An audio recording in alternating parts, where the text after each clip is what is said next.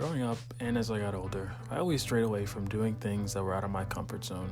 So the idea of leaving the United States and traveling alone for the first time seemed like an impossible task. But after 11 hours and 2 flights, I had finally arrived in Bucharest, Romania.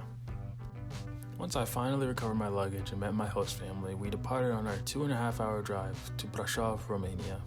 Even though I was extremely tired from my flight, I would not let myself sleep and miss looking at the scenery on our way there. The 2 hours felt like 10 minutes, and before I knew it, we made it to Brașov. When we got to their apartment, the only thing I wanted to do was sleep. I just wanted to sleep until it was time to leave again in the morning and go to my actual field location, which was 3 hours away. My host family asked if I wanted to go out later that night so they could show me around their historic city.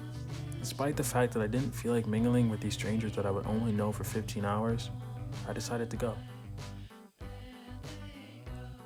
In retrospect, it would have been very easy for me to say I was tired and to seclude myself in the room they gave me and just sleep. However, I didn't want to do that. I did not want that to be the memory of my time in Brașov. I am eternally grateful to my past self for not being a hermit and for going out and exploring the city because it was one of the best experiences of my life. While walking around, I was able to see the amazing historical sites that Brașov had to offer, like Catherine's Gate, which was built in 1559 and used as the original entrance to the medieval city. Also, I was able to see Brașov's famous Hollywood-esque sign that can easily be seen from almost anywhere in the city. Another historical place was Rope Street, which is the narrowest street in Brașov and one of the narrowest streets in all of Europe. We ended the night by going to a famous tourist spot on the top of the mountain where you're able to look down and see almost the entirety of the city.